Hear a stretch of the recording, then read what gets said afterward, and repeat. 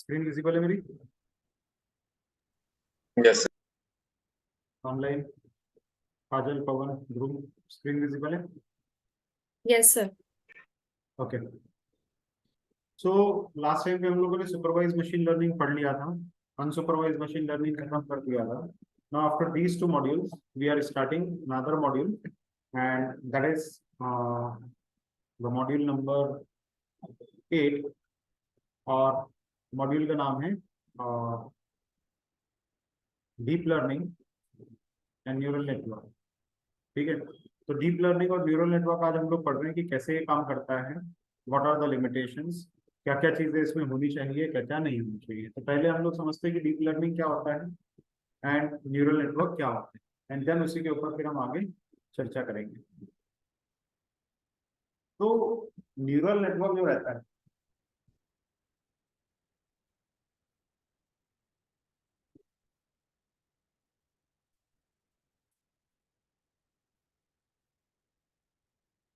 Neural network जो रहता है दैट इज समथिंग कि आई वुड से कि हमारे दिमाग जैसे वर्क करता है वैसे ही अब हम लोग ट्रेनिंग करने की कोशिश करते हैं. मतलब अभी तक हम लोगों ने जो पढ़ा था उसमें हम लोगों ने मैथमेटिकल मॉडल्स पढ़े थे, मैथमेटिक्स की बहुत सारी टेक्निक्स पढ़ी थी, अलग अलग मॉडल्स पढ़े थे, हर तरह का हैक देखा था. जैसे डिसीजन ट्री के अंदर हमने हैक बनाया था कि भाई इस तरह से आप डिवाइड करते जाओ तो आगे चलते जाओ तो आसानी से डेटा क्लासीफाई हो जाए. तो अभी भी हम लोग क्लासिफिकेशन और रिग्रेशन के ही टास्क करने जा रहे हैं, बट उसके अंदर हम लोग किसी तरह से कंप्यूटिंग पावर का यूज करने की कोशिश करेंगे. और कंप्यूटिंग पावर का यूज करके कैसे आप लोग ये टास्क को इम्प्रूव कर सकते हैं, तो उसके लिए हम लोग न्यूरल नेटवर्क का यूज करते हैं. अब न्यूरल नेटवर्क क्या होता है? न्यूरल नेटवर्क मतलब हमारा जो ब्रेन रहता है, हमारा जो दिमाग रहता है, दिमाग के अंदर इंफॉर्मेशन एक जगह से दूसरी जगह फ्लो होती है, और वो जो फ्लो रहता है इंफॉर्मेशन का, उसी के अंदर हम अपने आसपास होने वाली घटनाओं से नई नई चीजें भी सीखने की कोशिश करते हैं. And that is what we used to do as a human. अब यही चीज अगर हमको कंप्यूटर पे डलवानी है तो यही प्रोसेस हमको किसी तरह से कंप्यूटर से भी करवानी पड़ेगी, जो कि ह्यूमन से हम लोग करवाए. और कंप्यूटर से कैसे करवाते हैं, तो it is being done with the help of neurons.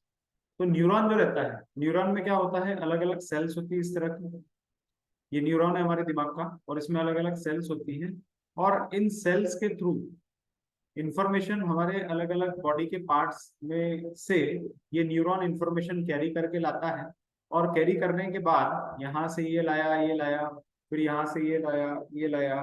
मतलब सपोज आपके दो हाथ हैं और दोनों हाथ एक साथ काम कर रहे हैं, तो यहाँ से आप राइटिंग कर रहे हैं, तो ये वाला जो न्यूरॉन रहेगा, वो जो हाथ रहता है जो राइटिंग कर रहा है, वो राइटिंग वाले हाथ से डिटेल्स लेता है कि this is something a hand who is writing. तो ये वाला जो न्यूरॉन है ये इंफॉर्मेशन लेके आ रहा है कि your left hand is your right hand is writing. ठीक है. एंड ये वाला जो है, ये वाला जो रहेगा, ये सपोज आप वॉक कर रहे हैं, मतलब पैरों से इंफॉर्मेशन लेके आ रहा है. तो हमको बोलना क्या है, अगर हम बोलना चाहते हैं एज अ ह्यूमन ब्रेन कि अभी हम लोग क्या कर रहे हैं, अभी हम लोग चलते चलते लिख रहे हैं, we are writing while walking.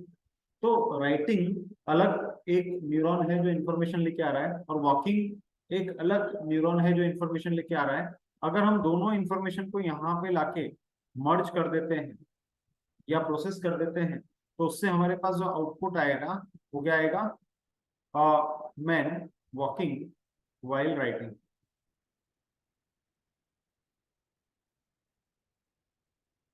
Right. तो ये जो प्रोसेस रहती है जिसमें हमारी बॉडी के अलग अलग हिस्से जो रहते हैं जहां पर इंफॉर्मेशन रहती है, उन इंफॉर्मेशन को हमारे दिमाग के न्यूरॉन्स जो रहते हैं वो कलेक्ट करते हैं. कलेक्ट करके एक जगह पर अगेन उनका कुछ एग्रीगेशन करते हैं, या उनके ऊपर कुछ मैथमेटिकल ऑपरेशन करते हैं, मैथमेटिकल नहीं बट कॉम्बिनेशन ऑपरेशन करते हैं. बेस्ड ऑन इट वो लोग क्या करते हैं, आउटपुट जनरेट करते हैं. तो सिमिलर चीज जो रहती है वही हम लोग आर्टिफिशियल न्यूरल नेटवर्क में करने की कोशिश करेंगे या करवाने की कोशिश करेंगे. उसमें क्या होता है, तो उसमें एक सिंपल सी चीज है, जैसे हम लोगों ने एक इक्वेशन पढ़ी थी, y equal to beta 0 plus beta 1 x1 plus beta 2 x2 plus beta 3 x3 and so on. ये हमारी जो इक्वेशन थी y equal to mx plus c की थी. y equal to mx plus c जो हमारे पास था, जो कि एक स्ट्रेट लाइन की इक्वेशन था, उसी से ही जो इन्फॉर्मेशन निकल रही थी y equal to beta 0 plus beta 1 plus beta 2 and so on, यही इसी को ही अगर आप एक्सटेंड करते हैं, मतलब y इक्वल टू इसकी जगह तो लिख दिया आपने बीटा 0 प्लस इसकी जगह लिख दिया आपने बीटा 1 x, और अगर इसको एक्सटेंड करेंगे मल्टीपल जगह पे तो फिर यहीं पे ही आता जाएगा beta 2 beta 3 beta 4 and beta n। मतलब ये हमारे पास क्या है, ये एक हमारे पास स्ट्रेट लाइन की इक्वेशन है। अब इस स्ट्रेट लाइन की इक्वेशन को अगर हमको न्यूरल नेटवर्क के फॉर्म में लिखना है तो हो क्या रहा है यहाँ पे हम लोग कर क्या रहे हैं, तो यहाँ पे हम लोग बीटा की वैल्यूज को चेंज कर रहे हैं, बीटा की वैल्यूज को चेंज कर रहे हैं। तो हम इसको beta 1, beta 2, beta 3, beta 4, beta 5, beta 6, ये सब लिखने की जगह हम इसको बीटा n भी लिख सकते हैं। बीटा n मतलब यहाँ पर हम लोग ये लिख देते हैं कि बीटा की वैल्यूज ऐड हो रही है और इसी तरह से उनकी करस्पॉन्डिंग x की वैल्यूज भी ऐड हो रही है, तो beta n and x n, ये लिख सकते हैं beta n and x n. और साथ ही साथ यहाँ पे लिखा जाए summation n equal to 1 to summation, यहाँ पे n की जगह k लिख दो, तो k equal to 1 to k equal to n। अभी इसका क्या मतलब हुआ, इसका सिंपल सा मतलब ये हुआ है, समेशन का जो साइन रहता है, समेशन, ये समेशन का जो साइन रहता है, इसका मतलब होता है मल्टीपल टर्म्स को जोड़ो, मल्टीपल टर्म्स का समेशन करो। तो समेशन मतलब जब भी हमारे पास बहुत सारी चीजें आएंगी ABCDEFGH, इन सब का सम कर रहे हो आप, इस तरह से सम कर रहे हो, तो इसकी जगह समेशन का यूज कर सकते हैं। जैसे अगर मेरे पास लिखा है A1 plus A2 plus A3 plus A4 up to AN, अगर मेरे पास ये लिखा हुआ है तो इसकी जगह मैं समेशन लिख सकता हूँ, और समेशन में क्या लिखूंगा, summation of A, summation of A का समेशन करते रहे हो, बट सिर्फ ए को सम कर रहे हो क्या, नहीं, आप सम कर रहे हो A1 को, A2 को, A3 को, A4 को, तो आप बोलते हो सम ऑफ ए के, जहां पे के की वैल्यू 1 से शुरू होके के की वैल्यू n तक जा रही है। तो इसका मतलब अगर इसको डिकोड करेंगे तो ये बनेगा, के की जब वैल्यू 1 रहेगी तो यहाँ बन जाएगा A1 समेशन, यानी सम करो, फिर के की वैल्यू यहीं पे ही 2 होगी, A2 समेशन, फिर A3 समेशन, A4 समेशन, कहाँ तक जाएगा ये, तो ये जाएगा के की वैल्यू जब तक n ना हो जाए, यानी AN, तो A1 टू AN तक आप सम करते जाए, और यही हम लोगों ने यहाँ पे लिखने की कोशिश की। इसमें किसी को डाउट है, ऑनलाइन में किसी को प्रॉब्लम है? अंकुर, हाँ अंकुर, ध्रुव, काजल, पवन, ऋतिक, शुभम, कोई इशू? No sir. नहीं सर, अभी तक क्लियर है? तो अब हम लोग क्या समझे हैं कि यहाँ पे एक समेशन नाम का साइन होता है, और समेशन नाम के साइन में के इक्वल टू 1 से लेके के इक्वल टू n आपने लिखा है, और यहाँ पे लिख दिया ए के, तो इसका सिंपल सा मतलब यही होता है कि ए की वैल्यू के में पहली बार 1 जाएगी, फिर समेशन में प्लस का साइन आएगा, फिर ए की वैल्यू समेशन में 2 जाएगी, फिर 3 जाएगी, फिर 4 जाएगी एंड अप टू n। ये हमको समझ आएगा। तो अगर मेरे पास ऐसा लिखा हुआ है कि A1 मल्टीप्लाई बाय x1, या ए की जगह यहाँ पे कर दो beta 1 multiply by x1 plus beta 2 multiply by x2 plus beta 3 multiply by x3 plus beta 4 multiply by x2 up to beta n multiply by xn। अगर मैंने ऐसा लिखा है तो इसको समेशन के फॉर्म में कन्वर्ट करना है, तो कैसे करेंगे, समेशन के इक्वल टू 1 से लेके के इक्वल टू n तक चलेगा ये, और यहाँ पर हम देख रहे हैं कि कॉम्बिनेशन रिपीट हो रहा है, तो कॉम्बिनेशन को लिख दो बीटा के एक्स के। कुछ गलत है क्या इसमें? ठीक है, कोई डाउट इसमें? नो। तो ये जो चीज है, ये जो इक्वेशन थी, ये किसकी थी, स्ट्रेट लाइन की इक्वेशन जो मैंने बताया था, सिर्फ इसमें एक चीज मिसिंग है, बीटा जीरो वाला, वो मैं बताऊंगा कैसे आएगा। तो ये जो इक्वेशन थी ये तो स्ट्रेट लाइन की थी या नहीं थी? तो बस यहाँ पे हम लोग स्ट्रेट लाइन को इस तरह से रिप्रेजेंट कर सकते हैं। तो अगर मुझे स्ट्रेट लाइन की इक्वेशन जो बनानी है, उस इक्वेशन को बनाने के लिए क्या क्या चाहिए होता है? स्ट्रेट लाइन की इक्वेशन बनाने के लिए मेरे को बीटास की वैल्यू चाहिए अलग अलग, और एक्स की वैल्यूज चाहिए। बीटास की वैल्यू और एक्स की वैल्यू आपको चाहिए, राइट? तो बीटा और एक्स की वैल्यू चाहिए, तो आप यहाँ क्या करेंगे? यहाँ सिंपल सी बात है, आप लगा दो इस तरह का मतलब यहाँ पे भी हम क्या कर रहे हैं कि बीटा की वैल्यू और एक्स की वैल्यू हमको अलग अलग चाहिए।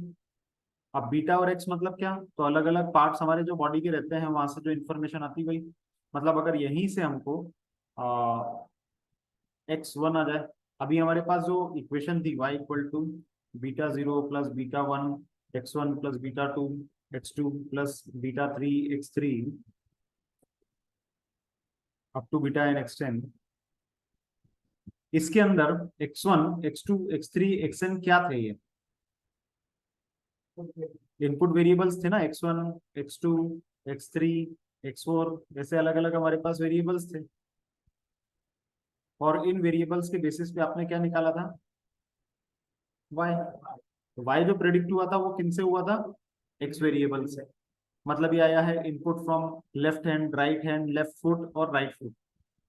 तो अगर यहाँ पर हमारे पास आ गया वॉकिंग, सॉरी राइटिंग, यहाँ पे होता है कि कुछ नहीं, यहाँ पे हो गया वॉकिंग, और ये कुछ नहीं, ये भी वॉकिंग।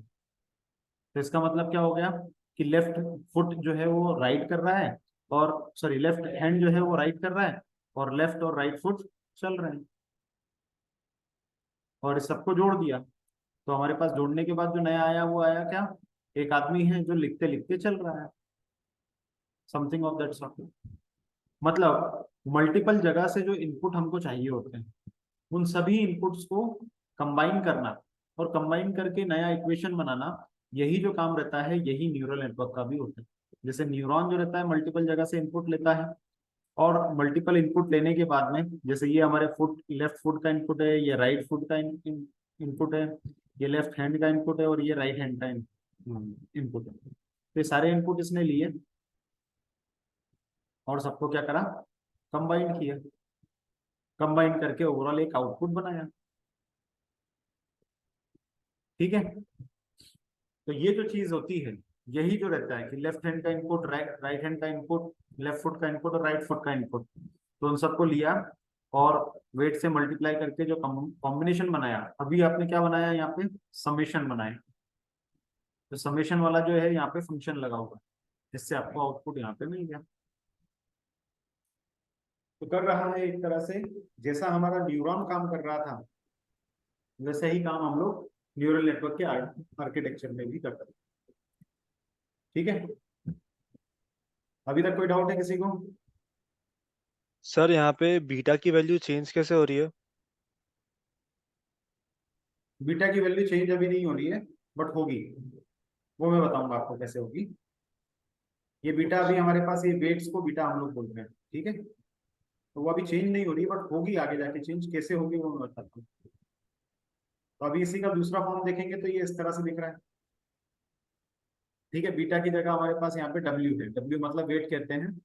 तो जो हमारी इक्वेशन थी, इक्वेशन हमारी क्या थी? y equal to beta zero plus beta one x one plus beta two x two plus beta three x three and so on. या अगर मैंने लिखा y equal to three plus two x, ठीक है? और यहाँ पे मैंने x की वैल्यू रख दी लेट से 2, तो y की वैल्यू क्या आएगी? 2 मल्टीप्लाई बाय 2 4, 4 प्लस 3, तो y इक्वल टू कितना आ जाएगा? 7। मतलब एक चीज ये हमारे पास क्लियर है, अगर हमने x की वैल्यू 3 रख दी तो क्या हो जाएगा? 3 मल्टीप्लाई बाय 2 6, 6 प्लस 3 9। मतलब एक चीज समझ में आ रही है कि अगर हम x की वैल्यू बदलते जा रहे हैं, पहले 2 रखा, 2 की जगह 3 रख दिया, तो y की वैल्यू भी क्या हो रही है, चेंज हो रही है ना, बढ़ रही है। उसकी वैल्यू को और चेंज किया, x की वैल्यू को आपने सपोज 4 कर दिया, तो यहाँ क्या हो जाएगा, 8 + 3 11 हो जाएगा। यानी जैसे जैसे x की वैल्यू में चेंज कर रहे हो तो y की वैल्यू भी चेंज हो रही है। ये बात को समझ, ठीक है, यहाँ तक समझ में आया। अब होता क्या है, बेसिक प्रॉब्लम हमारे पास क्या है, हमारे पास बेसिक प्रॉब्लम है कि हमको जब भी हम इक्वेशन बनाते हैं तो हमको क्या क्या पता होता है। कोई भी मशीन लर्निंग प्रॉब्लम में आपको क्या क्या पता होता है, एक्स वेरिएबल पता होते हैं और वाई वेरिएबल भी पता होता है, क्योंकि जब ट्रेनिंग करते हो तो ट्रेनिंग के टाइम पे आपके पास क्या क्या होता है, एक्स वेरिएबल और वाई वेरिएबल ही पता होते हैं, और कुछ पता होता है क्या, नहीं पता होता। तो ट्रेनिंग के टाइम पे आपके पास क्या होता है, एक्स वेरिएबल और वाई वेरिएबल। तो जैसे ये हमारे पास डेटा सेट आया, ये डेटा सेट आया जिसमें प्रॉफिट हमको पता करना है और सेल्स हमको पता है। तो सेल्स और प्रॉफिट का डेटा आया, तो सेल्स और प्रॉफिट का डेटा आया, तो हमारे पास इनिशियल जो हिस्टोरिक डेटा रहता है उसमें तो सेल्स भी होती है और प्रॉफिट भी होता है। सेल्स हमने करी थी $100 की, प्रॉफिट हुआ था 50 का। सेल्स करी थी 200 की, प्रॉफिट हुआ था 100 का। सेल्स जब 300 की करी तो प्रॉफिट हमारे पास कितना हो गया, 310। जब सेल्स 400 की करी तो प्रॉफिट, सॉरी, प्रॉफिट हो गया 160। जब सेल्स हमने 200 की 400 की करी तो प्रॉफिट हो गया 210। तो ये हमारे पास हिस्टोरिक डेटा में प्रॉफिट भी होता है और सेल्स भी होता है। प्रॉफिट मतलब क्या, वाई, सेल्स मतलब एक्स। तो अगर उसी के बेसिस पे हम लोग इक्वेशन बनाने की कोशिश करें, y इक्वल टू β0 + β1 x, अगर ये इक्वेशन बनाते हो तो इसमें y क्या है हमारे पास, तो y मतलब है प्रॉफिट वाला। तो ये हमारे पास गिवन है, सपोज 50, β0 + β1 और x क्या है, सेल्स यानी 100। तो क्या आप इसको सॉल्व कर पाओगे, नहीं कर पाओगे। क्यों क्यों नहीं कर पाओगे, क्योंकि हमारे पास ये दो वैल्यूज पता नहीं है, राइट। किसी तरह से β0 और β1 हमको पता नहीं है। तो मैं बोलूँ कि पता कर सकते हो क्या, बता सकते हो β0 और β1, बता सकते हो क्या, β0 क्या होगा, β1 क्या होगा, हाँ, ट्रायल एंड एरर से कर लोगे। चलो करो ट्रायल एंड एरर, बताओ β0 क्या, β1, ठीक है, β1 1/2 यानी 0.5। तो क्या हमारे पास y हो जाएगा 50। सही है गलत है भाई, हाँ सर। सही है, तो कर देंगे। बाकी सारे केसेस में भी तो लग जाएगा, जैसे ये वाला केस है। इस केस में भी अगर हमारे पास एक इक्वेशन है 100 इक्वल टू β0 + β1 टाइम्स ऑफ 200, तो क्या ये चलेगा कि नहीं चलेगा। β0 की वैल्यू रख दी आपने 0 और ये रख दी हाफ, तो 100 आ जाएगा। तो रख दें, यही वाली वैल्यू है फिर, लगभग वो उसमें भी सही चल जाएगा अप्रोक्सीमेटली। तो यही वैल्यू है फिर β0 β1 की, हाँ। अरे भाई कुछ तो कोई तो कुछ बोलो कि क्या β0 और β1 की सही वैल्यू हमको मिल गई क्या।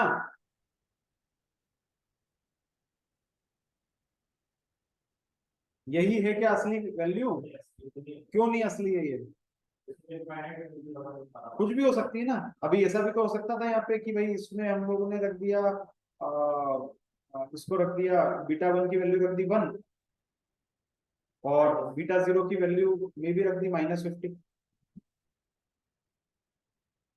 तो इसमें नहीं चलेगा क्या, चल सकता है, आई डोंट नो चलेगा या नहीं चलेगा, चल सकता है। अभी इस केस में तो चल जाएगा, इसमें नहीं चलेगा। या फिर आप और भी कुछ कर सकते हो इसी तरह के परम्यूटेशन कॉम्बिनेशन की, भाई आपने बीटा की वैल्यू 0 रख दी, बीटा की वैल्यू कुछ और रख सकते हो आप, मतलब जो भी आप चाहो वैसा रख सकते हैं। मतलब लेट से आपने बीटा की वैल्यू रख दी 10 या कुछ और ऐसा कॉम्बिनेशन बना सकते हैं β0 β1। तो वो जब कॉम्बिनेशन बनाने पे आओगे तो ऐसे तो मल्टीपल कॉम्बिनेशन बन जाएंगे, तो असली वैल्यू कौन सी होगी, हमको नहीं पता, है ना। तो हम क्या करते हैं कि यही चीज के लिए तो हम क्या करते हैं कि पहले वाले रिकॉर्ड को उठाया, उसको उसके ऊपर ये परम्यूटेशन कॉम्बिनेशन लगाया, चेक किया कि ये चल रहा है क्या, चल रहा है क्या मतलब क्या, चल रहा है क्या मतलब है कि आपने इसको एक्चुअल इक्वेशन में रखा, और एक्चुअल इक्वेशन में रखने के बाद आपने देखा कि भाई हमने बीटा 0 बीटा 1 की वैल्यू रखी, तो क्या इस पूरे की वैल्यू हमको 50 मिल रही है। हम यही चेक करते हैं ना कि क्या इस पूरे की वैल्यू 50 मिल रही है। अगर ये 50 है तो ये 50 जो है वो हमारी वास्तविक वैल्यू से कितना दूर है, तो वास्तविक वैल्यू हमारे पास है 50 और ये भी मिला 50, मतलब परफेक्ट मैच है। तो हम बोल सकते हैं कि हाँ भाई ये तो मैच है, ये हो सकती है। फिर हम दूसरी वैल्यू इसी तरह से दूसरी वैल्यू रखने की कोशिश करें, तो इन दोनों को यहाँ पे तो रख दिया, चल गई, बट जब दूसरे में रखा कॉम्बिनेशन में तो यहाँ पे नहीं चला। तो जो हमने जो वैल्यू कैलकुलेट करी थी, हमने जो y की वैल्यू कैलकुलेट करी है, और एक y की वैल्यू कौन सी है, एक्चुअल है। तो एक y की वैल्यू है कैलकुलेटेड और दूसरी y की वैल्यू क्या है, एक्चुअल। जब एक्चुअल और y कैलकुलेटेड दोनों को सब्ट्रैक्ट करते हैं तो क्या बाहर आता है, एरर। और एरर क्या होना चाहिए, मिनिमम या 0, यही हमारा एम होता है। ठीक है, तो जब आपने पहली बार जो कॉम्बिनेशन है उसको रखा, रखने के बाद आपके पास एरर की वैल्यू आई, एरर की वैल्यू एक्चुअल आंसर से काफी क्लोज थी बट 0 नहीं थी, तो आपने और कोई कॉम्बिनेशन ट्राई आउट किया, फिर और कोई कॉम्बिनेशन ट्राई किया, फिर और कोई कॉम्बिनेशन ट्राई किया। तो ऐसे आप क्या करते हैं, मल्टीपल कॉम्बिनेशन बार बार ट्राई करने लग जाते हैं, और ट्राई करते करते किसी न किसी कॉम्बिनेशन पे पहुंच जाते हैं जो कि आपकी सही वैल्यू हो जाती है। मतलब हमारा ह्यूमन ब्रेन की अगर आप बात करेंगे, जैसे यहाँ पे तेजेश्वर ने दिमाग लगाया, तो वो बोला कि भाई बीटा 0 की वैल्यू 0 रखो, बीटा 1 की वैल्यू 0.5 रखो, और वो रखा, और रखने के बाद चेक किया, एरर कितना आया, 0 आया, वंडरफुल। तो हम लोग ऑलमोस्ट सही आंसर पे आ गए। ऐसा और कोई कॉम्बिनेशन भी हमको मिल सकता था। अगर नहीं सही आंसर मिलता तो हम क्या करते हैं, इन वैल्यूज को ऑटोमेटिकली थोड़ा थोड़ा क्या करते हैं, चेंज करते हैं। तो पहली बार में आपने वैल्यू को गैस किया और गैस करके आंसर निकाला। जैसे आपने पहली बार में गैस करने में, कोई भी जो गैस करता है तो डायरेक्टली सही आंसर पे नहीं आता, पहले बोलता ठीक है चलो इसको एडजस्ट करते जाएंगे धीरे धीरे करके। तो पहली बार में जो कॉम्बिनेशन रखा वो रखा आपने 0 0। अब जब आपने पहली बार में दोनों का कॉम्बिनेशन 0 0 रखा, तो ये भी 0 ये भी 0, आंसर आया 0। एक्चुअल वैल्यू कितनी थी, 50, 50 माइनस 0 मतलब 50 का आपके पास क्या आ गया, एरर आ गया, जो कि बहुत हायर साइड है। तो आप बोलोगे नहीं नहीं 50 तो बहुत ही अलग आ रहा है, कुछ थोड़ा चेंज करते हैं। तो एक काम कर लो, ये जो वैल्यू 0 है इसको तो यही रहने दो, और यहाँ पे कर दो मे बी 1 करके देख लेते हैं। तो जब आपने 1 किया तो यहाँ क्या आ गया, 0 प्लस 1 टाइम्स ऑफ 100 यानी 100 आ जाएगा। तो अभी भी एरर कितना आ गया, -50, है ना। मतलब जो प्रेडिक्टेड वैल्यू है वो है 100 और एक्चुअल वैल्यू है 50, तो 50 माइनस 100 मतलब -50 आ गया। तो अब आप बोलोगे अरे यार पहले जो एरर आ रहा था वो प्लस में 50 था और अभी माइनस में 50 हो गया, मतलब अब क्या करना पड़ेगा, वैल्यू को थोड़ा सा कम रखना पड़ेगा, क्योंकि जैसे ही आपने 1 रखा तो ऊपर निकल गया आपको वैल्यू से। तो आप क्या करो, उसको थोड़ा सा घटाओ, कम करोगे तो ठीक है भाई। इसको मैं कर दिया 1 की जगह कर दिया लेट्स से 0.75। जैसे 0.75 किया है 3/4, तो 3/4 इंटू 100 करा तो कितना आ जाएगा 25, 25 इंटू 3 75 प्लस 0, यानी अभी आपका कैलकुलेटेड वैल्यू कितना हो गया 75, एक्चुअल वैल्यू कितना था 50, तो 50 माइनस 75 आंसर आ गया -25। तो पहले एरर था -50, अभी कितना आ गया -25, यानी आपका एरर क्या हो गया, कम हुआ। कम हुआ मतलब आपको एक स्ट्रॉन्ग इंडिकेशन मिला कि नहीं नहीं आप सही डायरेक्शन में जा रहे हो। थोड़ा सा स्कोर कम कर लो, शायद आप 50 तक पहुंच दो, तो आपने थोड़ा और कम किया इसको, तो 0.75 की जगह आपने कर दिया 0.50 और अब कैलकुलेट किया तो आंसर कितना आ गया 0। तो आपको स्ट्रॉन्ग इंडिकेशन की हाँ अभी ये मैच है, you can go with it. तो यही इसमें आपने करा क्या, पूरी प्रोसेस बताओ, क्या दिमाग लगाया, क्या करा है आपने इस पूरी प्रोसेस में। इस पूरी प्रोसेस को कोई समराइज करेगा, क्या क्या स्टेप्स करी मैंने, इस पूरी प्रोसेस को मैंने क्या किया। सर अलग अलग बीटा 0 और बीटा 1 की वैल्यूज रख के देखिए। बीटा 0 और बीटा 1 की वैल्यू के साथ खेला मैंने और कुछ नहीं किया है। क्या मैंने यहाँ पे x में परिवर्तन किया, नहीं। क्या मैंने y को चेंज किया, नहीं। तो जो x था वो तो x था, जो y था मेरे पास वो y था ही। उन दोनों को मैंने चेंज किया क्या, जो इक्वेशन मेरी थी y equal to beta 0 plus beta 1 x में हमारे पास y की x की वैल्यू कितनी थी 2 और y की वैल्यू थी कितनी 50, ऐसे ही कुछ था ना, नहीं 100 है ना। तो x की वैल्यू 50 और x की वैल्यू 100 और y की वैल्यू 50, क्या इन दोनों को चेंज किया क्या आपने? नहीं, ना x की वैल्यू को चेंज किया ना y की वैल्यू को चेंज किया। फिर आपने करा क्या? बीटा 0 बीटा 1 का एक कॉम्बिनेशन लिया, बीटा 0 और बीटा 1 का एक कॉम्बिनेशन लिया। वो कॉम्बिनेशन लेकर आपने कैलकुलेशन किया, उससे आपके पास y की एक value I, what ever it is, जो भी वैल्यू आई उसको आपने, ये y की आपकी कैलकुलेटेड वैल्यू आई, जो भी वैल्यू कैलकुलेटेड वाली आई उससे आपने एरर निकाला,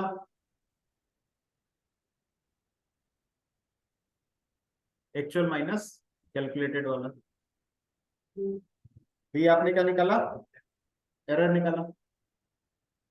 और जो भी वैल्यू एरर की आई है उस वैल्यू को आपने देखा और देख के आपने क्या किया, फिर कोशिश करी कि भाई इसको ठीक किया जाए, यानी वापस से यही जो एरर है इस वैल्यू को आपने पीछे वापस दिया सिस्टम को और समझाया कि भैया तुमने जो बताया था उससे एरर आ गया है।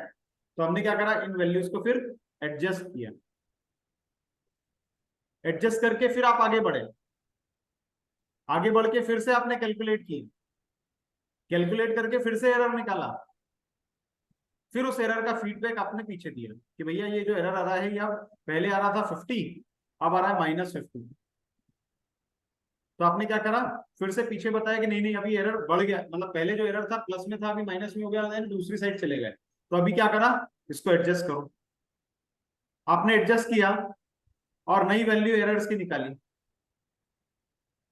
सॉरी एडजस्ट किया और नई वैल्यू एक्स और वाई की निकाली और उससे कैलकुलेट किया है वाई की वैल्यू, फिर फाइनली एरर निकाला, एरर देखा घटा, तो ये जो पॉजिटिव इंडिकेशन थे कि एरर में कमी आई है, इसको आपने क्या कर दिया, वापस फीडबैक किया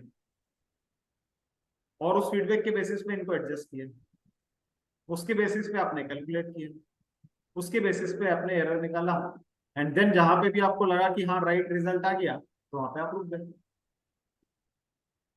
वहां पे आप क्या कर गए, रुक गए। तो आपने बिगिन किया था यहां से और एंड जो था यहाँ पे हुआ, एक जगह से स्टार्ट किया दूसरी जगह पे खत्म किया, और इसके बीच में आपने क्या किया, कंटिन्यूअसली आगे बढ़े और कैलकुलेट किया, फिर फीडबैक पीछे लगाया, मतलब फॉरवर्ड मूव करे, कैलकुलेशन किए और उसी फॉरवर्ड कैलकुलेशन जो थे उससे बैकवर्ड फीडबैक दिए। तो forward movement backward feedback, forward movement backward feedback, forward movement और बैकवर्ड फीडबैक, ये तब तक करा जब तक कि हमें ऑप्टिमाइज आंसर नहीं मिले। इसमें कहीं पे भी आपने कोई मैथमेटिक्स लगाया क्या बड़ा सा, या कोई थ्योरी लगाई क्या, या कोई एल्गोरिथम लगाया है? कुछ नहीं किया, ये प्लेन ऑटोमेटिकली एडजस्टमेंट आपने किया कि हाँ थोड़ा सुधरे या नहीं सुधरे या नहीं सुधरे, वो मतलब आगे गए पीछे आ गए, आगे गए पीछे आ गए, आगे गए पीछे आ गए, राइट। तो ये जो चीज थी इसमें आपने फॉरवर्ड भी मूव किया, बैकवर्ड भी मूव किया, मतलब एक तरह से यहाँ पे लूप चलाया आपने। और ये लूप कितनी बार चला सकते हैं, जितनी बार चलाना है उतनी बार चलाओ। लूप चला रहे हो मतलब क्या कर रहे हो, कंप्यूटिंग पावर का यूज कर रहे हो, मतलब अभी आपने जो अपने रिजल्ट थे उस तक आपने सही पहुंचा by the use of what, computing power, computation power. इसमें कोई मैथमेटिक्स लगाया क्या आपने? जैसे पहले y equal to mx plus c linear regression में आप मैथमेटिक्स लगा सकते थे, यहाँ पे कोई मैथमेटिक्स लगाया, कुछ नहीं ऐसा लगा, यहाँ पे सिर्फ फॉरवर्ड बैकवर्ड चलते जा रहे हैं और चलते चलते फिर इसको ट्यून करते। तो ये जो प्रोसेस होती है इसके अंदर आपने कहीं पे कोई मैथमेटिक्स नहीं लगाया है। जैसे हमारा डिसीजन ट्री था तो उसमें आपने क्या करा था, वहां पे आपने लॉजिक लगाया था, एक अलग तरीके की टेक्निक का इजाद किया, कुछ इनोवेशन किया। यहाँ पे आपने कुछ इनोवेट किया है क्या? कुछ नहीं, सिर्फ आपने क्या करा है, बार बार टू एंड फ्रो यानी आगे और पीछे करते करते समहाउ आप ऑप्टिमाइज वैल्यू पे आ गए। डिसीजन ट्री में तो आपने क्या करा था, जिनी गेन निकाला था, इम्प्योरिटी निकाली थी, उसके बेसिस पे ब्रेकिंग करी थी, फिर आगे बढ़े थे। तो वो एक तरह का इनोवेशन आपने किया था, यहाँ पे कोई इनोवेशन आपने नहीं किया, यहाँ पे तो क्या करा, फॉरवर्ड बैकवर्ड करके आपने सिर्फ और सिर्फ ऑप्टिमाइज वैल्यू निकालने की कोशिश करी बाय यूजिंग कंप्यूटिंग पावर। तो ये जो प्रोसेस होती है कौन सी, ये जो आपने प्रोसेस करी है, इसी को ही आप बोलते हैं न्यूरल नेटवर्क। न्यूरल नेटवर्क, तो न्यूरल नेटवर्क में आप क्या कर रहे हैं कि सिर्फ और सिर्फ एक्स की वैल्यूज को लेते हैं। न्यूरल नेटवर्क में अब आप देखेंगे तो आप क्या कर रहे हैं यहाँ पे, तो यहाँ पे आपने क्या करा, एक्स की वैल्यूज को लिया, ये रही हमारी एक्स की वैल्यूज, एक्स की वैल्यूज को लिया, उनके ऊपर वेट्स लगाए, W0, W1, WT। अब ये जो वेट थे, वेट मतलब क्या है, ये हमारे बीटा 0, बीटा 1 और बीटा 2, ठीक है। बीटा 0, बीटा 1, बीटा 2 जो थे आपके, वो है ये वेट्स है। तो ये वेट्स लिए, और फर्स्ट राउंड में यानी फर्स्ट इटरेशन में कुछ भी इनको रेंडमली असाइन कर दिया, कुछ भी रेंडमली इनको इनिशियलाइज कर दिया। रेंडम इनिशियलाइजेशन के बाद फिर आपने आके यहाँ पर कैलकुलेशन जमाए और उससे फिर आपने आउटपुट निकाला। जैसे ही आपको आउटपुट मिला, जैसे ही आपको आउटपुट मिला, उस आउटपुट के बेसिस पे आपने एरर निकाला और उस एरर को फीडबैक किया,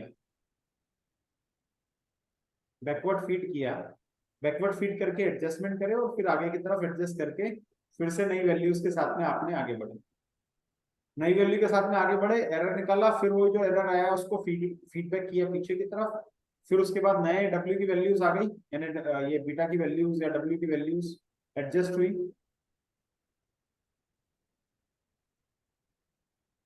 और उन एडजस्टेड वैल्यू के साथ बोला अभी चेक करके देखो कि ये बराबर आ गया क्या, नहीं आया, तो फिर फीडबैक किया, फिर बोला W की वैल्यू को एडजस्ट करके अब चेक करके देखो बराबर हुआ क्या, नहीं हुआ, तो फिर आगे बढ़े, फिर एडजस्ट करो हुआ क्या, नहीं हुआ, तो आगे बढ़े एंड सो।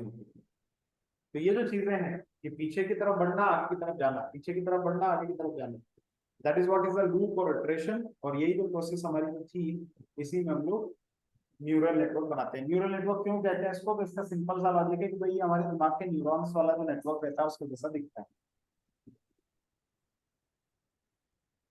ठीक है, तो न्यूरॉन्स जैसा दिखता है, इसलिए हम उसको न्यूरल नेटवर्क बोलते हैं। कोई डाउट?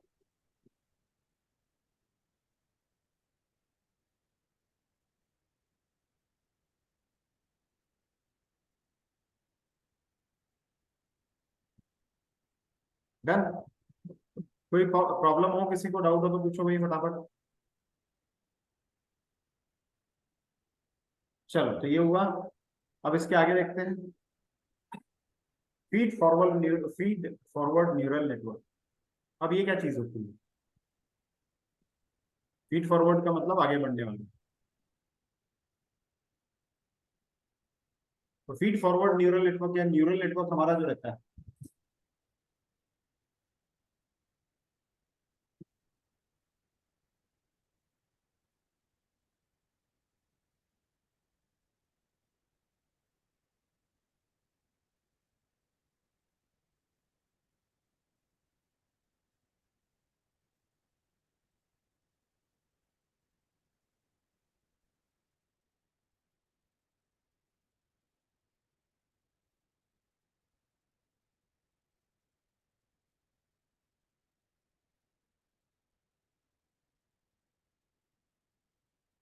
ठीक है, आगे बढ़े।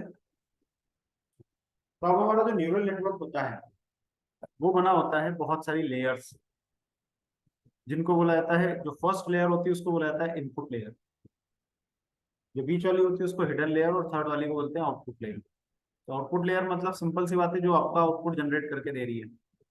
इनपुट मतलब जहां पे आप इनपुट डाल रहे हैं, यानी X1 अगर आपके पास है, X2 आपके पास है और X3 आपके पास है।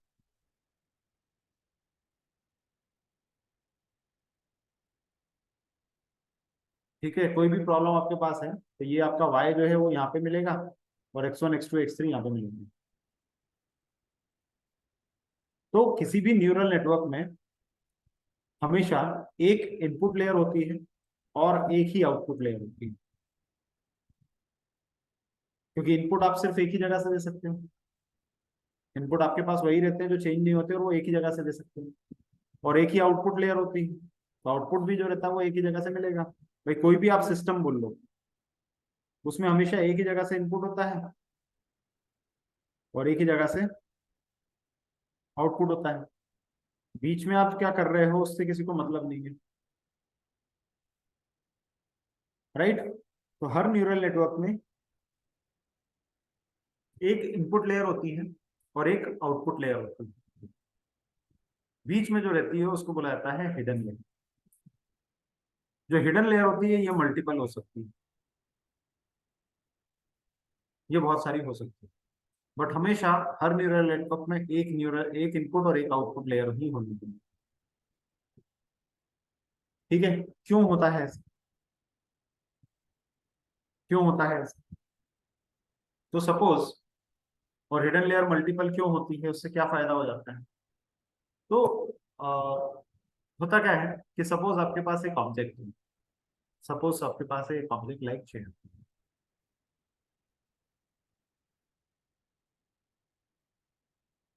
अब इस चेयर को पहचानना है, तो पहचानोगे किससे?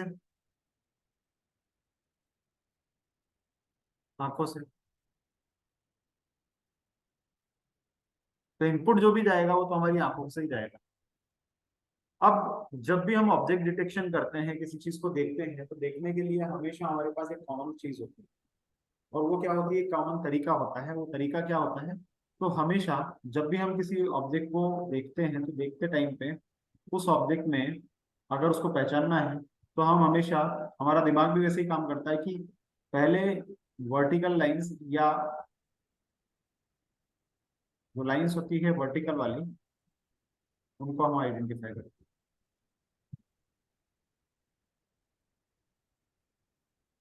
तो पहले वर्टिकल वर्टिकल आइडेंटिफाई किया, फिर उसके बाद सेकेंड फेज में हम लोग हॉरिजेंटल हॉरिजेंटल आइडेंटिफाई करते हैं। थर्ड वाले में कुछ और तरीका देखते हैं, एंड देन उनको फिर ज्वाइन करते हैं। तो जैसे इसको और इसको आपने ज्वाइन किया, तो आपके पास क्या हो जाएगा?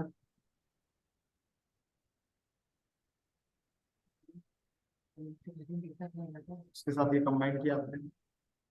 हम्म,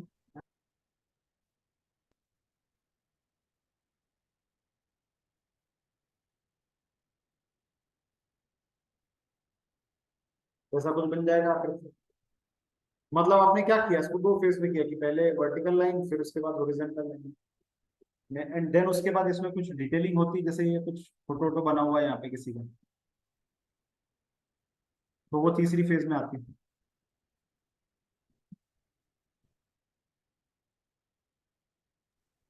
फिर उसके बाद उसमें हो सकता था कि कलर्स हो सकते थे अलग अलग, कि भाई ये वाला जो थे, और ये रेड कलर के थे ये वाला सेक्शन।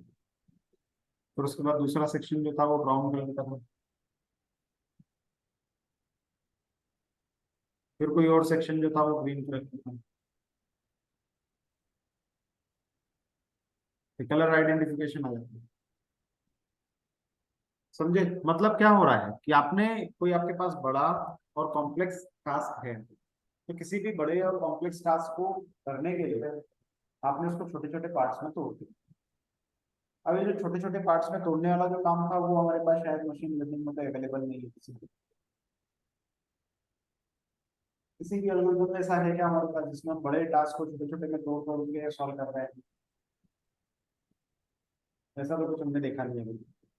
तो यहाँ पे हिडन लेयर का काम यही होता है कि जितनी ज्यादा हिडन लेयर लाओगे सिस्टम में, वो उतनी ज्यादा ग्रेन्युलरिटी पकड़ेगी। जैसे यहाँ पे क्या होता है कि इनपुट हमारे पास आ गया, आउटपुट आ गया, अब ये समझो पहली हिडन लेयर, प्लस ये वाला समझो दूसरी हिडन लेयर, ये हमारी तीसरी हिडन लेयर, एंड देन उसका। तो हिडन लेयर का काम क्या होता है?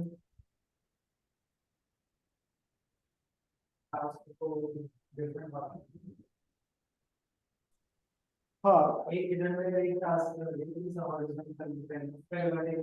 सो hidden layer try to understand the granularity in the data, उसके पैटर्न्स आइडेंटिफाई करने की कोशिश करती है। तो जितनी हिडन लेयर लाओगे, उतना आपको क्या मिलेगी? ग्रेन्युलरिटी या पैटर्न सबको पता चलेंगे, बट नुकसान क्या होगा? टाइम कॉम्प्लेक्सिटी बढ़ेगी, टाइम ज्यादा लेगा ये एल्गोरिथम करने के लिए।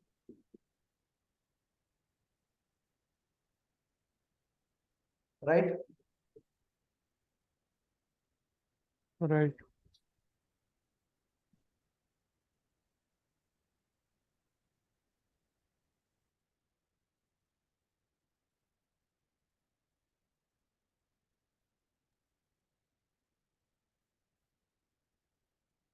डन।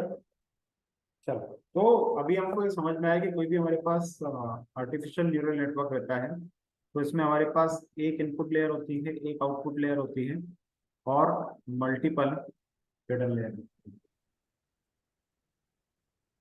ठीक है, हिडन लेयर क्यों ली जाती है ज्यादा? टू आइडेंटिफाई द ग्रेन्युलरिटी और to cause the granularity in the data. Input layer में ये जो चीजें गोले गोले, इनको बोला जाता है, गोले गोले को न्यूरॉन बोला जाता है। न्यूरॉन, इनको क्या बोला जाता है? न्यूरॉन्स। ठीक है, तो न्यूरॉन का काम क्या होता है? तो न्यूरॉन का काम यही होता है कि अलग अलग इनपुट से अलग अलग चीजों को अलग अलग ट्रीट करना। जैसे हमारे पास इनपुट डेटा है और इनपुट डेटा में हमारे पास 4 कॉलम है। तो ये न्यूरॉन जो रहेगा x1, x2, x3 और x4, यानी सारे जो इनपुट रहेंगे, जितने इनपुट आपके पास कॉलम रहेंगे उतने न्यूरॉन्स होते हैं इनपुट लेयर में। तो इनपुट लेयर पे हमेशा कितने न्यूरॉन होंगे? जितने आपके पास कॉलम्स एक्स वेरिएबल्स होते हैं, इनपुट वेरी जितने इनपुट वेरिएबल्स होते हैं उतने न्यूरॉन्स होते हैं। ठीक, वाई वेरिएबल पे कितने न्यूरॉन होते हैं? तो वाई वेरिएबल पे जैसे अगर हमको आउटपुट में वाई वेरिएबल में मिलने वाला यस वर्सेस नो, तो यस वर्सेस नो जो रहेगा उसके लिए हमको 2 न्यूरॉन लेने पड़ेंगे, एक दिखाएगा यस, दूसरा दिखाएगा नो।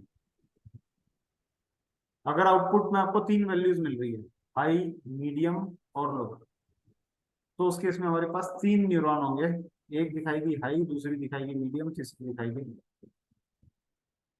4 आउटपुट होने वाले हैं तो फिर 4 न्यूरॉन। जितने आउटपुट हमारे पास आने वाले हैं उतने न्यूरॉन होते हैं, जितने आउटपुट कैटेगरीज आने वाली है उतने न्यूरॉन होते हैं। एक्सेप्ट द केस कि अगर हमारे पास एक ही आउटपुट है जिसमें यस और नो आने वाला है, तो उसमें हम क्या करते हैं कि 2 न्यूरॉन होता है।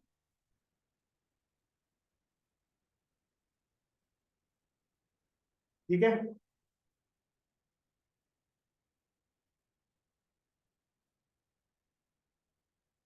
कोई डाउट? तो इनपुट न्यूरॉन हमको पता चल गया कितने होने चाहिए, आउटपुट न्यूरॉन कितने होने चाहिए ये भी पता। अब इसी में अगर हम लोग आगे देखें तो अगला होता है लेयर का डिटेल। कौन सी इनपुट लेयर है, कौन सी आउटपुट लेयर है, कौन सी हिडन लेयर। तो अगर आप यहाँ देखेंगे तो यहाँ पे इनपुट लेयर्स के बारे में भी दिया हुआ है, आउटपुट के बारे में भी दिया हुआ है। जैसे ये हमारी जो ग्रीन वाली है ये इनपुट लेयर्स है, रेड वाली जो है वो हमारी आउटपुट लेयर्स है, और ये हमारे पास जो है वो हिडन लेयर। हिडन लेयर का क्या काम होता है? हिडन लेयर का काम होता है ग्रेन्युलरिटी पता करना, या मैथमेटिकली अगर बोले तो जो भी हमारे पास इनपुट आ रहे हैं उनके ऊपर कुछ ऑपरेशन करते बैठना, और उन ऑपरेशन के बेस पे कुछ तो भी क्लियरिटी यानी नई चीज लेके आने। तो output layer represent the output of the neural network. Most commonly it doesn't have any activation function. इस पे एक्टिवेशन फंक्शन नहीं होता। अभी एक्टिवेशन फंक्शन क्या है वो मैं बताऊंगा। ठीक, हिडन लेयर क्या होता है? It represents the intermediatory nodes that divide the input space into regions with soft boundaries. तो छोटे छोटे रीजन्स में ये डिवाइड करता है। यानी क्या कि भाई जैसे अगर हमारे पास एक ऐसी इमेज है, इसको आप आइडेंटिफाई करना चाहते हैं, तो इसको आइडेंटिफाई करने के लिए, सही तरीके से आइडेंटिफाई करने के लिए एक न्यूरॉन जो रहता है उसकी कैपेसिटी हो सकता है कम। तो हम क्या बोलते हैं कि ये जो हमारे पास इमेज आई है, इसको अगर हम हिडन लेयर में डाल रहे हैं तो हिडन लेयर का काम क्या होता है? इसकी ग्रेन्युलरिटी को लाना। ग्रेन्युलरिटी को लाना, तो पहली हिडन लेयर जो रहेगी वो सिर्फ वर्टिकल लाइन निकाल रही है, मान लो। अगर पहली हिडन लेयर जो है, जैसे मल्टीपल हिडन लेयर है, दूसरी ये वर्टिकल लाइन वाली हिडन लेयर है, ये हॉरिजॉन्टल लाइन वाली है, ये स्लैंटिक लाइन वाली, 3 हिडन लेयर आपने बनाई, और चौथी जो है वो ऑड बाउंड्रीज पे निकाल गए सपोज गोले गोले को। तो क्या होगा अगर आपने एक एक ही न्यूरॉन रखा, एक ही न्यूरॉन जो रहेगा वो सारी वर्टिकल लाइन निकालेगा, एक ही न्यूरॉन सारी हॉरिजॉन्टल निकालेगा, एक ही जो है सारी स्लैंटिंग को निकालने की कोशिश करेगा, तो टास्क हमारा थोड़ा सा क्या हो जाएगा, लंबा भी हो जाएगा। और हो सकता है न्यूरॉन की कैपेसिटी उतना ना हो उस टास्क को हैंडल करने की, और एक्यूरेसी वो सही से दे नहीं। तो हमने क्या बोला कि भाई ये पूरी जो इमेज है इसके टुकड़े टुकड़े कर दिए हमने, और पहला टुकड़ा जो था वो इधर गया, मतलब सर के अंदर जितनी वर्टिकल लाइंस है, सर वाली आकृति में जितनी वर्टिकल लाइंस हैं, वो ये वाला न्यूरॉन निकाल के लाएगा। इस वाले सेक्शन में जितनी है वो ये निकालेगा, इस वाले में जितनी है वो ये निकालेगा, और इस वाले में जितनी है वो ये निकालेगा। तो टास्क जो रहेगा वो आसान हो जाएगा, एक्यूरेसी जो रहेगी वो थोड़ी सी कंपेरेटिवली हायर साइड आना शुरू हो जाएगा, क्योंकि आप बारीकियों में जाए। इसी तरह से हॉरिजॉन्टल लाइन की बात करेंगे तो वो भी हमारी आगे बढ़ेगी कि भाई अब ये जो सर था, सर के साथ में जो हॉरिजॉन्टल लाइन थी, उनको हमने मर्ज किया बाकी चीजों के साथ में, इसको भी मर्ज किया बाकी चीजों के साथ में, और फिर तीसरे को भी किया। मतलब फिर हमने देखने की कोशिश करी कि कौन सा कॉम्बिनेशन बढ़िया परफॉर्म कर, एंड सो मतलब ये जो हिडन लेयर है इसमें अलग अलग न्यूरॉन्स का फायदा क्या होता है, तो अलग अलग न्यूरॉन का फायदा ये होता है कि ये क्या करता है, बड़ी और कॉम्प्लेक्स पैटर्न्स को smaller and easily understandable features में डालने की कोशिश। जैसे लोन डिफॉल्टर की बात करेंगे तो लोन डिफॉल्टर में अलग अलग कॉलम्स रहते हैं। पहला कॉलम है सिविल स्कोर, दूसरा है कुछ और, तीसरा है कुछ और। तो वो क्या होता है, हिडन लेयर में जब जाता है तो वो परम्यूटेशन कॉम्बिनेशन बनना शुरू हो जाती है उसमें, और फिर उसके बाद वो आगे फीड होते हैं, यहाँ तक की जो लर्निंग थी वो आगे जाती है, और फिर उसके बाद फाइनली आउटपुट लेयर पे जाके वो उसको डिसाइड करना शुरू करते हैं। तो हिडन लेयर का काम क्या होता है, तो it represent the intermediatory node that divides the input space into regions. जैसे क्या हुआ कि अभी ऐसे वो सारे लोग जिनकी सैलरी में भी आपके पास जो इनपुट आया है, अब मान लो लोन डिफॉल्टर वाली प्रॉब्लम है, तो लोन डिफॉल्टर वाली प्रॉब्लम में आपके पास 4 कॉलम्स थे, income, civil score, may be number of dependents, और एज इन ईयर परसेंटेज। तो उसके बेसिस पे आप अगर बात जानना चाहते हैं तो आपके पास 4 अगर इनपुट कॉलम्स हैं, तो आपके पास सिंपल सी बात है, इनपुट लेयर्स तो कितनी हो जाएगी, क्लियरली 4 इनपुट लेयर्स तो 4 हो गई। अब अगर इंटरमीडिएटरी नोड की बात करेंगे तो इसके अंदर हम क्या बोलेंगे कि यार अगर एक ही नोड जो रहेगा वो पूरे डेटा को, जो 50,000 रोज हैं उनको एनालाइज करने की कोशिश करेगा, तो सारे पैटर्न को वो ठीक से पहचान नहीं पाएगा। तो इसके लिए हमने क्या कर दिया, सबका स्पेशलाइजेशन कर दिया कि पहला वाला जो न्यूरॉन रहेगा वो ग्रुप 1 को अंडरस्टैंड करने की कोशिश करेगा। ग्रुप 1 मतलब क्या हो गया, ऐसे लोग जिनकी सैलरी 10,000 से नीचे। तो 10,000 से नीचे सैलरी वाले जितने भी हमारे पास रिकॉर्ड्स हैं उनको रीड करो और उनके अंदर के पैटर्न निकालने की कोशिश करो। दूसरा जो रहेगा वो 10,000 से लेके 50,000 की सैलरी को रीड करेगा। तीसरा जो रहेगा 50,000 से 1 लाख वालों को, और चौथा जो रहेगा 1 लाख के ऊपर वालों को। जब हम इस तरह से डिवाइड कर देंगे डेटा को, तो उससे क्या फायदा होगा, उससे ये फायदा होगा कि न्यूरॉन्स जो रहेंगे वो स्पेशलाइज्ड हो जाएंगे, और वो अंदर तक सारे पैटर्न्स निकालने की कोशिश करेंगे। इनके 10,000 से नीचे वाली सैलरी के, वो पहला न्यूरॉन जो रहेगा वो 10,000 के नीचे वाली सैलरी के अंदर भी जो पैटर्न्स है उनको भी निकालने की कोशिश करेगा कि भाई जिनकी 10,000 से नीचे सैलरी है बट जो रेंटेड हाउस में रहते हैं वो ज्यादा रिस्की, और जिनकी 10,000 से कम की सैलरी बट जो ओन हाउस में है वो फिर भी ओके। तो हमारा जो डिसीजन इंजन रहेगा वो उसको आसानी से समझ पाएगा, मल्टीपल फीचर्स या मल्टीपल पैटर्न्स को बहुत आसानी से आइडेंटिफाई करता है। वहीं अगर एक ही न्यूरॉन होता और वो सारी सैलरी बैंड को एनालाइज करने बैठा, तो वो सारे अंदर अंदर के जो बारीक पैटर्न्स थे उनको नहीं पहचान पाए। समझ में आ रही है बात को कि क्या कह रहा हूँ। तो हिडन लेयर के जो न्यूरॉन्स होते हैं वो क्या करते हैं कि जो हमारा इनपुट स्पेस होता है, मतलब जो हमारा इनपुट डेटा होता है, उसको मल्टीपल छोटे छोटे पार्ट्स में हम लोग तोड़ते हैं, और तोड़ने के बाद हर एक पार्ट में से पैटर्न निकालने की कोशिश करते हैं, और जो पैटर्न निकल के आते हैं उन पैटर्न्स को हम लोग आगे फॉरवर्ड कर देते हैं सबको बता देते हैं कि भाई 10,000 वाली सैलरी काम नहीं करनी, दूसरे काम नहीं ये करनी, एंड देन फिर ये वापस से कुछ ना कुछ इसके ऊपर रूल बनाते हैं, एंड देन फाइनली आउटपुट काम कर देगा। तो ये जो चीज थी इसमें हमने अगेन वही देखा कि हिडन लेयर का बहुत अच्छा काम होता है, रोल होता है ग्रेनुलरिटी, स्कोप और कॉम्प्लेक्स पैटर्न्स को आइडेंटिफाई करने के लिए। ठीक है, given enough hidden nodes we can model an arbitrary input output relationship. it takes in a set of weighted inputs and produces out। तो ये हिडन लेयर की बात है। और इनपुट लेयर क्या होता है, तो it represent dimension of the input vector, मतलब आपके इनपुट डेटा में कितनी डायमेंशन है, कितने एक्स वैल्यू एक्स वेरिएबल है, वो इनपुट लेयर आपको बताती है। ठीक है, कोई डाउट इसमें अभी यहाँ तक में, कोई डाउट किसी को?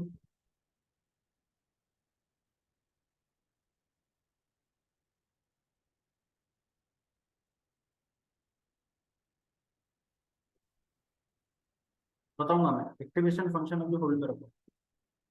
बाकी कोई डाउट?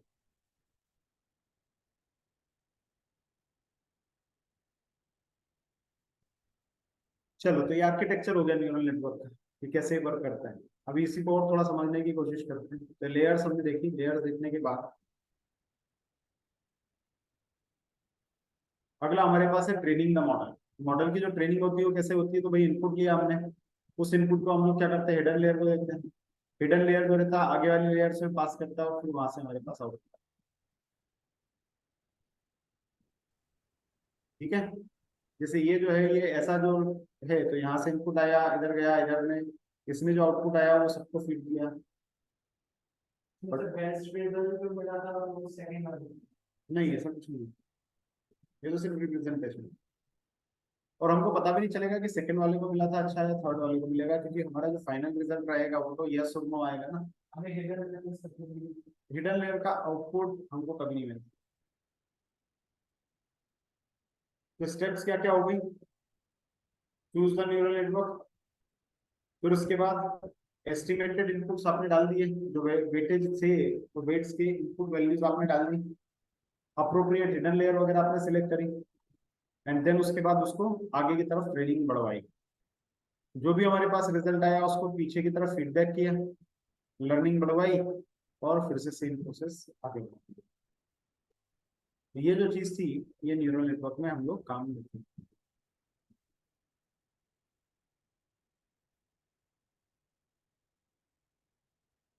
फीड फॉरवर्ड क्या होता है, तो फीड फॉरवर्ड मतलब वही है कि पीछे से हम लोग आगे की तरफ वैल्यूज को फॉरवर्ड कर रहे हैं।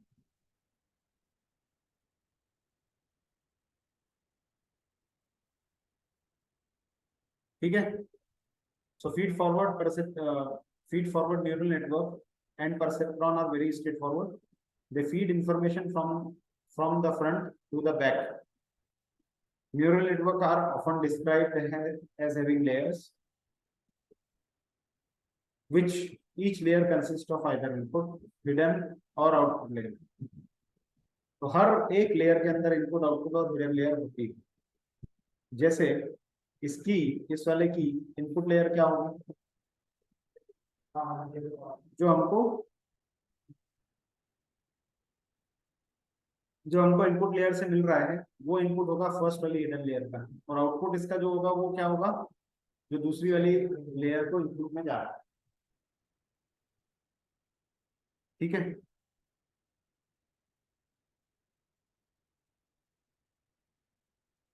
अब इसी का एक एग्जांपल करके दिखाता हूं मैं, यूज केस, और फिर उसके बाद आगे का इसका मैथमेटिक्स और इम्प्लीमेंटेशन देखेंगे। तो अब आपको न्यूरल नेटवर्क का एक सिंपल केस सॉल्व करके दिखा रहा हूँ कि इससे कैसे प्रेडिक्शंस होते हैं। इसको करने के लिए हमारे पास जो डेटा है वो है बैंक चयन डेटा। तो बैंक चयन डेटा हम पहले भी एक बार देख चुके हैं, जिसमें जो हमारे पास डेटा रहता है,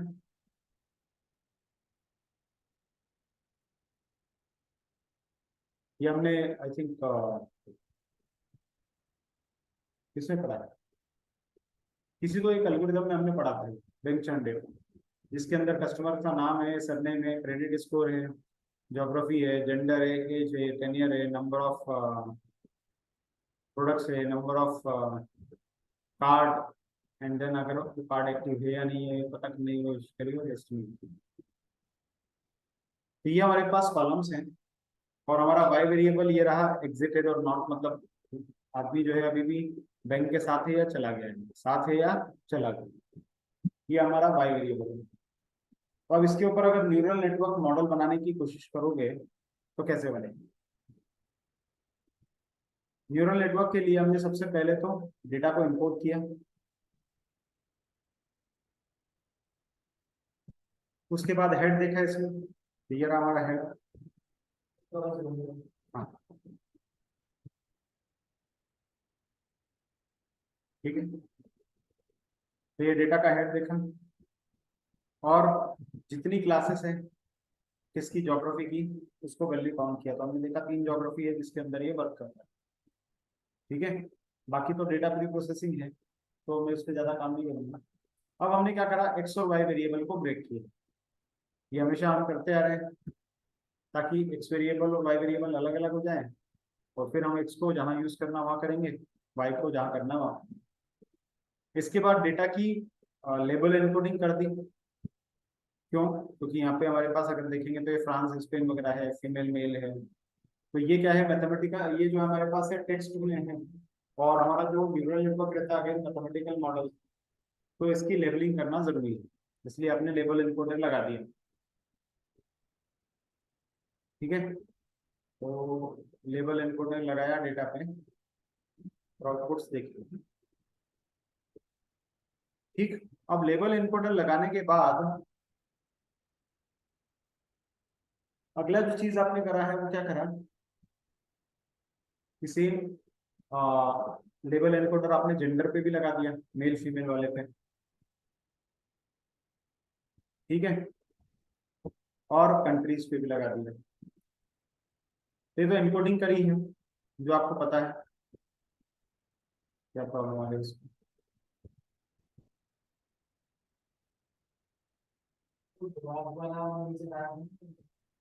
हाँ अच्छा, हाँ ये रह गया अपनी।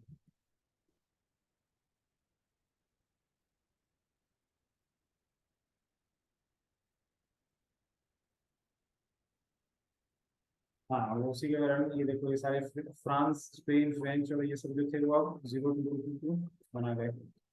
फीमेल फीमेल फीमेल फीमेल ये और मेल, तो ये फीमेल फीमेल मतलब 0 कर दिया इसने, फीमेल्स को और मेल को बन गया।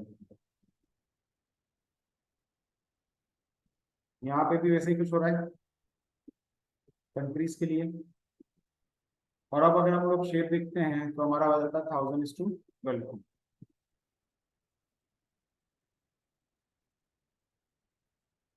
ठीक है, और यहाँ पे get rid of Spain is an dimension भी हमने कर दिया। अब आगे की अगर बात करें तो हमने ट्रेन टेस्ट स्प्लिट किया, जिसमें डेटा को स्प्लिट करा है, जो कि रेगुलर प्रोसेस है कोई भी मशीन लर्निंग मॉडल ट्रेनिंग के लिए। कोई भी मशीन लर्निंग मॉडल ट्रेन करना तो आपको डेटा को स्प्लिट करना पड़ेगा, और स्प्लिट करने के बाद नॉर्मलाइजर आपने लगा दिया। वैसे नॉर्मलाइजर लगाने की यहाँ पे जरूरत नहीं है क्योंकि आप ऑलरेडी एक बार लगा चुके हो ना नॉर्मलाइजर, तो वो लगाने की जरूरत नहीं है। अब ये सब तो ठीक है, बेकार की चीजें थी, जो प्री प्रोसेसिंग आप कर रहे थे वही था। कुछ स्टेप्स को स्किप कर सकते हैं, कुछ इसमें ऐड कर सकते हैं। मेन काम यहाँ से शुरू होता है। तो मेन काम यहाँ पे हमको machine learning deep learning model बनाना है, और डीप लर्निंग फ्रेमवर्क जो रहता है वो टेंसर फ्लो लाइब्रेरी भी चलता है। तो आपको टेंसर फ्लो नाम का जो पैकेज है वो इंस्टॉल करना पड़ेगा अपनी मशीन में। ठीक है, इसके लिए आपको इंटरनेट कनेक्शन की जरूरत रहेगी, और जो फंक्शन आप यूज कर सकते हैं वो है पिप इंस्टॉल। तो पिप इंस्टॉल टेंसर फ्लो और केरास, ये दो फ्रेमवर्क्स होते हैं जिसके थ्रू हम लोग डीप लर्निंग मॉडल को रन करते हैं, टेंसर फ्लो एंड केरास। ठीक है, टेंसर फ्लो के अंदर ही आता है केरास। तो टेंसर फ्लो और केरास दो अलग अलग फ्रेमवर्क। पाइटॉर्च जो रहता है टेंसर फ्लो जैसा ही है, पर पाइटॉर्च मतलब कैसे समझो, जैसे आपने फ्लास्क और फास्ट एपीआई पढ़ा है, या फ्लास्क और जेंगो पढ़ा है, सिमिलर है, अलग अलग होते हैं। ऐसे फ्लास्क और जेंगो भी है कि काम वो लगभग एक ही कर रहे हैं, बट दो अलग अलग तरीके से। किसी की कुछ थोड़ी अच्छाइयाँ हैं, किसी की कुछ थोड़ी सी बुराइयां हैं। तो इसी तरह से टेंसर फ्लो एक फ्रेमवर्क है जो गूगल ने बनाया था, उसके बाद उसी के लिए पाइटॉर्च भी आया है सेम वर्क करने के लिए, जो किसी और ने बनाया। ठीक है, टेंसर फ्लो आ गया तो पाइटॉर्च में भी कोई प्रॉब्लम नहीं है, मतलब वो बहुत स्ट्रेट फॉरवर्ड सेम कंसेप्ट से सिर्फ इम्प्लीमेंटेशन अलग। दोनों डीप लर्निंग के लिए आप सेम चीज टेंसर फ्लो में जो करता हूँ टेंसर फ्लो की जगह पाइटॉर्च में भी कर सकते हैं। तो अभी हमने टेंसर फ्लो को यूज किया है, टेंसर फ्लो के साथ में मैं केरास का फ्रेमवर्क यूज करूंगा, तो इसलिए tensor flow dot Keras models, और वहां से मैंने सिक्वेंशियल मॉडल को इंपोर्ट किया। अब ये सिक्वेंशियल मॉडल क्या होता है? तो हमारा जो डीप लर्निंग मॉडल रहता है, अभी हमने देखा डीप लर्निंग मॉडल में पहली हमारे पास क्या होती है, पहली लेयर क्या होती है, इनपुट लेयर होती है। आखिरी लेयर कौन सी होती है, आउटपुट लेयर होती है। और बीच वाली क्या होती है, हिडन लेयर।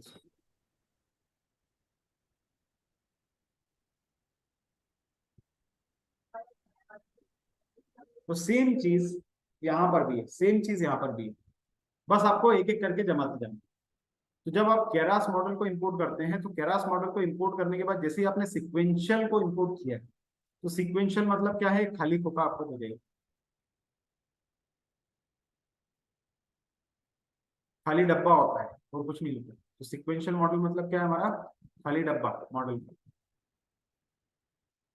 अब इस डब्बे में आपको क्या करना है, एक एक करके चीजें जमानी है, मतलब इसी में आपको इनपुट लेयर भी ऐड करनी पड़ेगी, आउटपुट लेयर भी ऐड करनी पड़ेगी, और हिडन लेयर्स भी ऐड करनी पड़ेगी। जब आपने ये सब चीजें ऐड कर दी, तो ये जो चीज बनेगी, ये हमारे पास क्या हो जाएगा, ये हमारा डीप लर्निंग मॉडल हो जाएगा। ठीक है, बात समझ में आई कैसे यूज करना है? तो सबसे पहले खाली डब्बा बुलाओ, blank container, which is what, sequential model. तो केरास में से आपने सिक्वेंशियल मॉडल को इंपोर्ट किया, और सिक्वेंशियल को इंपोर्ट करने के बाद उसका एक ऑब्जेक्ट बना। तो आपका जैसे ही ऑब्जेक्ट बनाया, मतलब आपने प्लेस होल्डर बना दिया। ठीक है, प्लेस होल्डर आपके पास बन गया। अभी जो खाली डब्बा बना या प्लेस होल्डर बना, इसके अंदर आपको क्या करना है, एक एक करके लेयर्स ऐड करते जाएंगे। तो एक एक करके लेयर ऐड कर रहे हैं, मतलब कि tensor flow dot Keras dot layers, और लेयर्स में हम लोग डेंस लेयर ऐड कर। तो देखो क्लासिफायर, जो कि हमारा सिक्वेंशियल का नाम था, classifier dot add, classifier dot add, और क्लासिफायर डॉट ऐड में फिर आपने एक डेंस लेयर ऐड करी। ये कौन सी लेयर होगी, डेंस तो है, लेयर कौन सी होगी, पहली लेयर कौन सी होती है, इनपुट लेयर। ये इनपुट लेयर की डेफिनेशन है। मतलब ये इसमें बाय डिफॉल्ट कॉन्फ़िगरेशन है कि जो फर्स्ट लेयर आप जोड़ोगे वो इनपुट लेयर ही जुड़ेगी, क्योंकि जो फंक्शन, हाँ करेक्ट, तो जितनी भी लेयर जोड़ोगे वो सब डेंस ही होगी, भले वो हिडन हो, आउटपुट हो या इनपुट हो, सबको डेंस ही बोलोगे। ऐसा इनपुट लेयर करके कुछ नहीं होता है नया, सब चीजें जो होती है इसमें डेंस के थ्रू ही आती है, और बाय डिफॉल्ट जो पहली लेयर जाती है उसको वो इनपुट मानने लग जाता है। ठीक है, कोई डाउट है किसी को?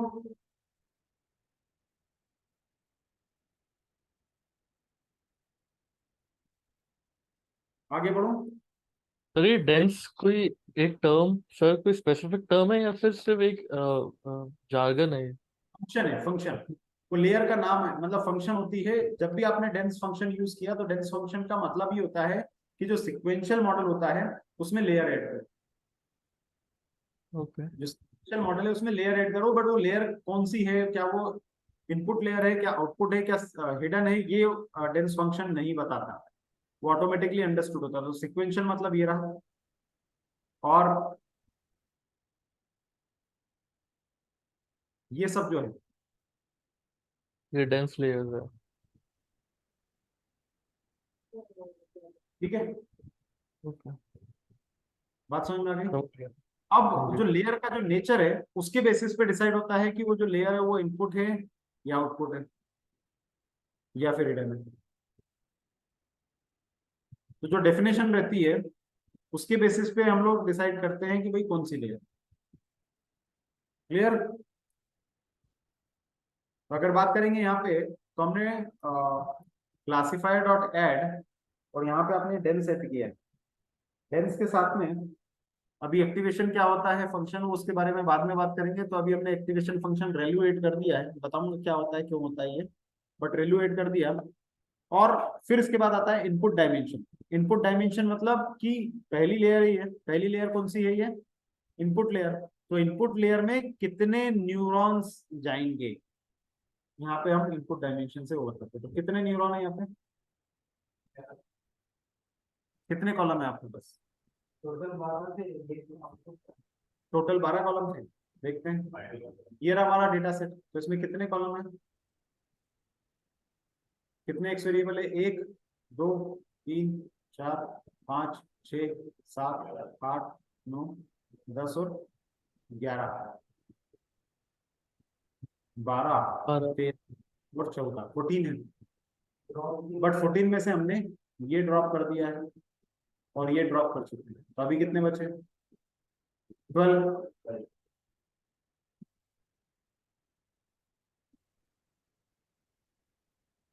1 2 3 4 5 6 7 8 9 10 11 and 12, 12 बचे। सरनेम तो भी ड्रॉप, सरनेम सरनेम भी ड्रॉप किया क्या,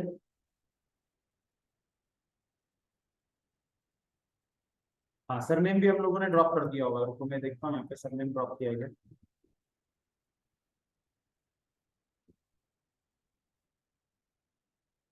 फाइंड हमारी डेटा फ्रेम से पता चल जाएगा ना।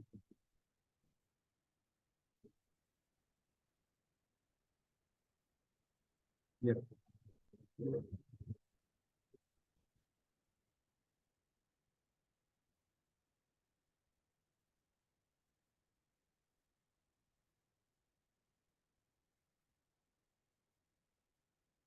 11 है इसमें।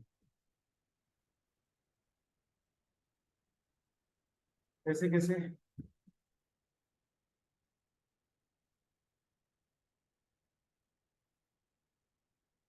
एक स्ट्रिंग में हमने क्या पास किया है,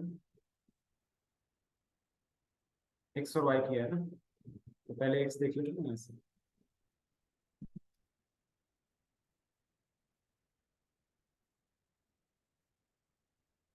नंपाई में कन्वर्ट हो जाएगा।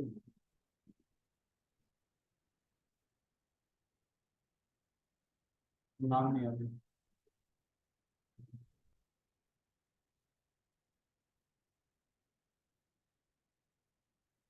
यहाँ पे 12 थे,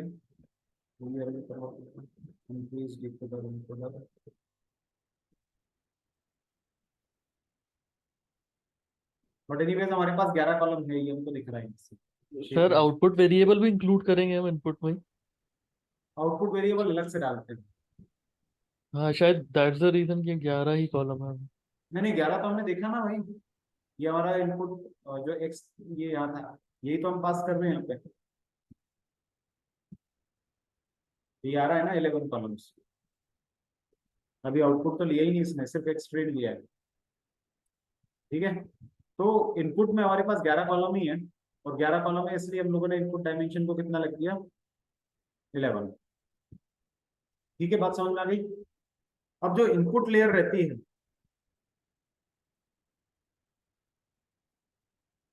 ये जो इनपुट लेयर रहती है, जिसमें आपने इनपुट तो बता दिया 11 है। अब ये इनपुट लेयर जो रहती है आगे जाके हिडन से मिलती है ना, राइट।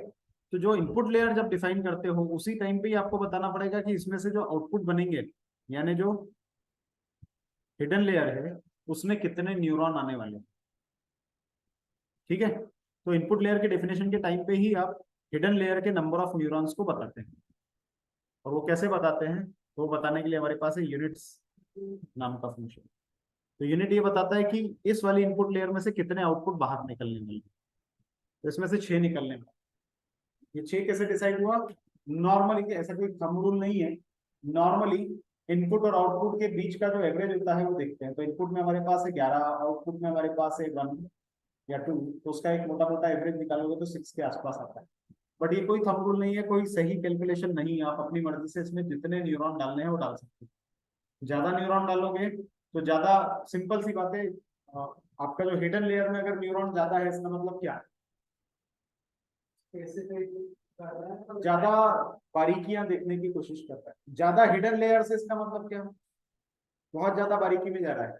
और ज्यादा न्यूरॉन से इसका मतलब क्या कि वो इनपुट स्पेस जो थी हमारी, जो हमारा इनपुट में 50,000 रिकॉर्ड थे मान लो, तो उन 50,000 रिकॉर्ड के 10,000 के 5 टुकड़े अगर वो कर रहा है, तो हमारे 5 हिडन लेयर के न्यूरॉन होंगे।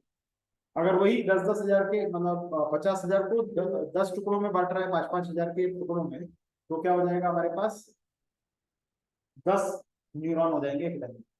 मतलब सिंपल सी बात है कि हॉरिजॉन्टल या रो वाइज अगर डिवीजन करना है डेटा का, तो हम लोग क्या करते हैं, न्यूरॉन्स को बढ़ा देते हैं। ठीक है, तो जितने हिडन न्यूरॉन्स को बढ़ाओगे उतना क्लोज अटेंशन होगा छोटे छोटे पैकेट्स पे भी। बट आपको अगेन वही है, ओवर किलिंग कहीं पे भी नहीं करनी, क्योंकि ओवर किलिंग करोगे तो ओवर फिटिंग हो जाएगी। तो ओवर फिटिंग से बचाना है तो इनपुट न्यूरॉन्स बहुत ज्यादा नहीं रखने हैं। तो आप बोलोगे ठीक है 2 ही रख दो, 2 रखोगे तो क्या हो जाएगा, अंडर फिटिंग हो जाएगा। तो अगेन वही ओवर फिटिंग अंडर फिटिंग की कंसेप्ट यहाँ पे आ रहे हैं कि आपको हिडन लेयर में ना तो बहुत ज्यादा इनपुट न्यूरॉन्स रखने हैं, ना बहुत ज्यादा बहुत कम न्यूरॉन्स रखने हैं, दोनों के बीच में रखने। ठीक है, कोई डाउट इसमें? चलो, तो इसलिए हमने जो न्यूरॉन्स है वो 6 रखे। फिर उसके बाद कर्नल इनिशियलाइजर क्या होता है ये मैं आपको बाद में बताऊंगा। ये गड़बड़ हो गया।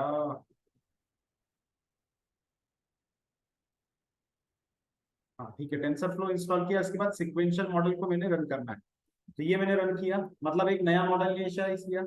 नया मॉडल इनिशियलाइज होने के बाद उसमें एक लेयर जोड़ दी। तो अब मॉडल में एक लेयर हमारे पास आ चुकी है, जिसमें जिसमें हमारे पास 11 इनपुट है। अगर देखना है कैसा है तो क्लासिफायर डॉट और उसके बाद समरी कर दो। क्लासिफायर डॉट यानी जो भी आपका बना, और उसके बाद ये इसके फंक्शन है अलग अलग, तो समरी कर दो।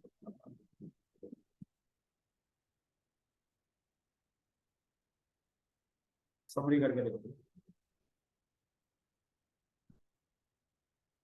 Classifier dot summary. तो आपने सिक्वेंशियल मॉडल बनाया, खाली डब्बा था, वापस से यहाँ पे आए, तो अभी आपने सिर्फ एक नया मॉडल बनाया क्लासिफायर नाम।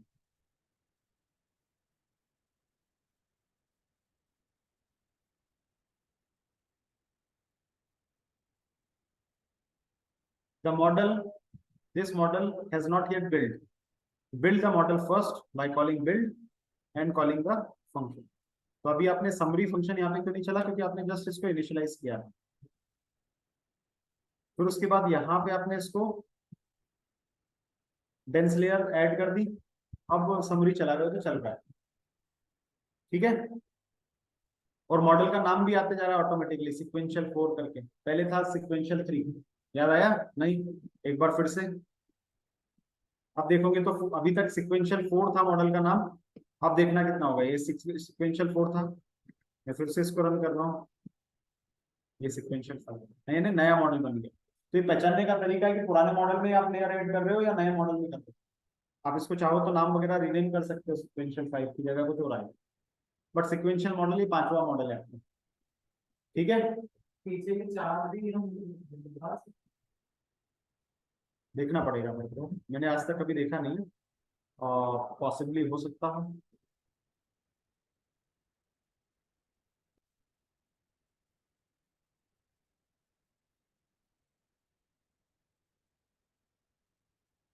नहीं, ऐसा कुछ मिला नहीं है।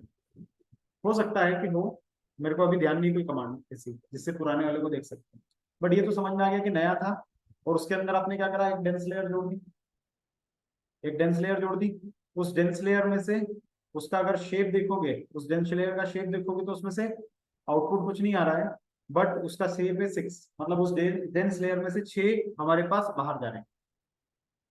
डेंस लेयर में से 6 हमारे पास फीचर्स बाहर जा रहे हैं, जा रहे थे, क्योंकि हिडन में हमने 6 रखने थे। ये 6 बाहर जा रहे हैं, और आ रहे कितने थे, 11। ठीक है, तो ये हमारे पास आ गया।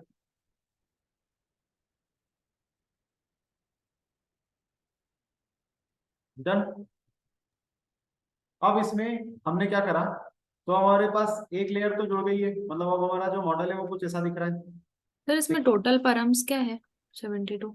नंबर ऑफ पैरामीटर्स, कितनी पैरामीटर्स इसके अंदर जा रही है। तो अगर इसकी बात करेंगे तो अभी हम बात करें तो हमारी जो लेयर है उसमें कितने इनपुट है, 11। और आउटपुट की अगर बात करेंगे तो कितने आने वाले हैं यहाँ पे, 6। और एक क्या होता है, बायस टर्म भी होती है, बीटा जीरो वाली, जो अभी मैंने बताई नहीं शायद आप लोगों को। पर x1 x2 x3 x4 जो रहते हैं, ये तो क्या है, नंबर ऑफ फीचर्स। 11 कॉलम हमारे पास थे इनपुट में, तो ये तो 11 ठीक है। और एक क्या है, बायस टर्म, मतलब हमारी जो इक्वेशन होती है वो क्या होती है, y equal to beta zero plus beta one x plus one x1 plus beta two x2 plus beta three x3। तो x1 x2 x3 जो है वो तो हमारे 11 हैं।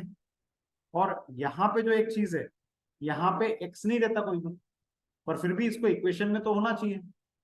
जो हमारा इंटरसेप्ट टर्म होती है, इंटरसेप्ट हमारा लीनियर रिग्रेशन में, यहाँ पे उसको बोला जाता है बायस। तो ये बायस टर्म एक एक्स्ट्रा हमेशा जोड़ी जाती है मॉडल के साथ। तो टोटल हमारे पास कितनी हो गई, 12 इनपुट हो गए। और आउटपुट कितने हैं, 6। जब हम मॉडल बनाते हैं तो इसको ऐसा फुली कनेक्टेड के लिए 6 के 6 के साथ जोड़ते हैं, फिर इसको भी सबके साथ जोड़ते हैं। तो ये 12 और 6, 12 मल्टीप्लाई बाय 6 कितना होता है,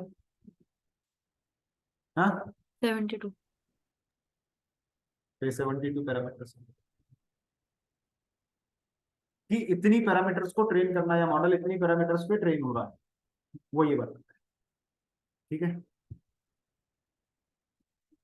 लैपटॉप डाउन होने वाला, बैटरी 1 घंटा 5 मिनट। ठीक है, तो समझ आया कि 72 कैसे आया। अब हमने जो लेयर्स है उसमें एक सिक्वेंशियल मॉडल है, उसमें एक लेयर है, एक लेयर के बाद वापस से एक लेयर जोड़ने की कोशिश करते हैं। तो अब ये जो है सेकंड लेयर हम जोड़ रहे हैं, ठीक है, जो कि हिडन लेयर है। तो अभी हम एक इनपुट लेयर और एक हिडन लेयर जोड़ते हैं। तो अभी तक तो ये इनपुट लेयर ही हमारे पास आई है, अब एक हिडन लेयर जोड़ते हैं। तो हिडन लेयर जोड़ने के लिए हमने क्या बोला कि भाई हमारा जो इनपुट आने वाला है वो तो हमको पता ही है, इनपुट कितना आने वाला है, 6। तो हमको सिर्फ और सिर्फ जो बताना है हिडन लेयर को, वो क्या बताना है कि इसमें से आउटपुट कितना निकलेगा। तो हिडन लेयर में 6 तो इनपुट हो गया, लेट से हम इसमें से 8 आउटपुट निकलवाना चाहते हैं। तो हमने यहाँ पे लिख दिया 8, और बाकी भूल जाओ, एक्टिवेशन फंक्शन और कर्नल इनिशियलाइजेशन क्या। ठीक, अब यहाँ पे वापस से क्लासिफायर डॉट समरी करके देखते हैं। तो अब हमारा क्लासिफायर जो रहा ये रहा,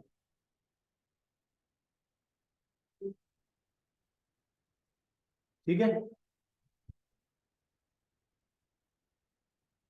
डन। तो यहाँ पे हमारे पास आउटपुट हो गया। तो अब हमारे पास एक लेयर बनी जिसमें 11 इनपुट आने वाले हैं। पहली लेयर से 6 आउटपुट निकलेंगे, फिर जो हिडन लेयर बनेगी उसमें से आउटपुट निकलेंगे, यानी जो हिडन लेयर है वो 6 इनपुट मिलेंगे हिडन लेयर को, और 8 इसमें से आउटपुट निकलेंगे। अब ये जो 8 आउटपुट है किधर जाएंगे, या तो अगली हिडन लेयर में या फिर आउटपुट लेयर में। अगर आपको एक ही हिडन लेयर रखनी है तो सीधे इसको आउटपुट लेयर में भेज दो, और अगर आपको 2 हिडन लेयर रखनी है तो इसको फिर से एक हिडन लेयर में डाल दो। ठीक है, हम सीधे आउटपुट लेयर में डाल रहे हैं क्योंकि बेसिक न्यूरल नेटवर्क बना रहे हैं। तो एक और आउटपुट लेयर में डालना है आपको, मतलब एक आउटपुट लेयर में डालना है। तो आउटपुट लेयर जब डिफाइन करोगे तो उसमें ये तो बताने की जरूरत नहीं कि इनपुट कितना आने वाला है, क्या बताना पड़ेगा, आउटपुट उसमें से कितना निकलेगा। तो हमारा जो आउटपुट है वो ये है कि जो कस्टमर है वो रहेगा बैंक के साथ या बैंक छोड़कर जाएगा। यानी आउटपुट हमारे पास क्या होगा, सिर्फ यस या नो। तो कितने आउटपुट होंगे उसमें, 2। ठीक है, तो अब हमारी जो आउटपुट लेयर बन रही है उसमें हमने एक ही नोट डाला, हाँ सॉरी 2 नहीं आएंगे, एक ही आएगा, क्योंकि एक नोट जो रहेगा अगर उसमें आउटपुट आ रहा है मतलब यस, है ना, स्विच है ना, एक स्विच है, उसको स्विच ऑन करो या स्विच ऑफ करो। ऑन का मतलब ये, ऑफ का मतलब ये। तो ऑफ का मतलब यानी 0, छोड़ के नहीं जा रहा है, ऑन का मतलब 1 यानी छोड़ के जा रहा है। तो वो एक न्यूरॉन से भी हमारा काम चल सकता है, दो डिफाइन करने की जरूरत नहीं पड़ेगी। तो दो आउटपुट अगर आ रहे हैं तो एक न्यूरॉन से काम हो जाएगा, बट तीन न्यूरॉन आ रहे हैं तो फिर तीन आउटपुट है तो तीन न्यूरॉन ही देने पड़ेंगे। तो अभी हमने सिर्फ एक आउटपुट बता दिया उसको कि भाई लेयर में हमारे पास आउटपुट लेयर में एक ही आने वाला है। वापस से क्लासिफायर डॉट समरी,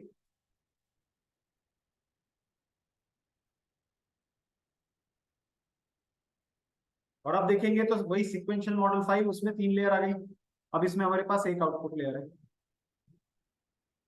और अब बात करेंगे कि ये पूरा की पूरा मॉडल का आपने फ्रेमवर्क तो बना दिया, अभी तक कंपाइल नहीं किया है, अभी तक सिर्फ और सिर्फ डेफिनेशन चल रही है ना, ट्रेनिंग यहाँ पे शुरू नहीं करी आपने, सिर्फ डेफिनेशन है। ठीक है, तो अब आप क्या करने वाले हैं, ये डेफिनेशन है, अब इसके ऊपर ऑप्टिमाइजर हमने लगा दिए, और एक्यूरेसी कैसे मेजर करने वाले हो वो भी आपने बता दिया कि ये जो मॉडल है इसमें स्टोकेस्टिक ग्रेडियंट डिसेंट एल्गोरिथम लगने वाला है, और मीन स्क्वायर्ड एरर लगेगा, और एक्यूरेसी मैट्रिक्स लगेगा। अभी ये सब चीजें जो है क्या है कैसा है ये सब मैं आपको आगे जाके बताऊंगा। We are just trying to run a model to understand कि कैसे काम चल रहा है। ठीक है, क्लासिफायर डॉट समरी आपने किया, सॉरी हाँ, तो क्लासिफायर डॉट समरी कर दिया। अब आपने क्या करा, यहाँ पर आपने मॉडल को फिट किया, इंपोर्ट ऑब्जेक्ट फिट प्रिडिक्ट। तो ऑब्जेक्ट आपने जो बनाया था, जब आप ऑब्जेक्ट बनाते हैं तो नॉर्मल मशीन लर्निंग में हाइपर पैरामीटर्स डेफिनेशंस देते हैं ऑब्जेक्ट बनाते टाइम पे, और फिट जब रन करते हो तो एक्चुअल मॉडल ट्रेनिंग होती है। तो यहाँ पे भी एक्चुअल मॉडल ट्रेनिंग हो रही है जिसमें फिट कर रहे हैं, जिसमें एक्स ट्रेन और वाई ट्रेन दोनों देना पड़ेगा ट्रेनिंग के लिए, ट्रेनिंग के लिए दोनों देना पड़ेगा। बट डीप लर्निंग मॉडल में यहाँ पे फिट के बाद प्रिडिक्ट नाम का अलग से कुछ नहीं होता। यहाँ पे प्रिडिक्ट यानी वैलिडेशन डेटा भी आपको साथ में देना पड़ता है, ताकि वहीं की वहीं हमको प्रिडिक्शन की एक्यूरेसी भी पता चले। ठीक, और अगला होता है इपॉक। तो इपॉक मतलब क्या होता है कि इटरेशन, मैंने बताया था डीप लर्निंग में कैसे अप्रोक्सीमेशन होता है। आगे जाते हैं, पहला अप्रोक्सीमेशन लेते हैं, आउटपुट निकालते हैं, आउटपुट को एरर से कंपेयर करते हैं, और एरर से कंपेयर करने के बाद फिर से पीछे फीडबैक देते हैं कि भाई तुमने जो इनपुट दिए थे वो सही नहीं थे, उसको मॉडिफाई करो। तो पहले हमने 0.1 दिया था, फिर उसको 0.75 किया, फिर 0.5 किया। तो वो आगे और पीछे जो लूप चल रहा है उस लूप को हम लोग यहाँ पे इपॉक बोलते हैं। तो मैं ऐसा लूप 10 बार चलाने की कोशिश करूंगा, यानी 10 बार ट्रेनिंग करूंगा। ठीक है, ये देखो पहला ट्रेनिंग हो रहा है, हो गया, दूसरी बार ट्रेनिंग हो गया। पहली बार जब ट्रेनिंग हुआ था तो आप एक्यूरेसी देखो कितनी थी, कम थी एक्यूरेसी। ठीक है, दूसरी बार में एक्यूरेसी बढ़ गई, तीसरी बार में फिर स्टेबल हो गई लगभग लगभग। क्योंकि बहुत छोटा सा डेटा था, बहुत कम चेंजेस आपने किए, बट पहली बार में एक्यूरेसी से दूसरी बार में एक्यूरेसी बढ़ बढ़ के आपके पास है। हर आइडियली हर बार जैसे जैसे आगे बढ़ते जाओगे एक्यूरेसी बढ़ती जानी चाहिए, पर अभी नहीं बढ़ी है, एक बार ही बढ़ी है, दैट्स ओके। वो कुछ ना कुछ इश्यूज होंगे जिसको हम बाद में देखेंगे।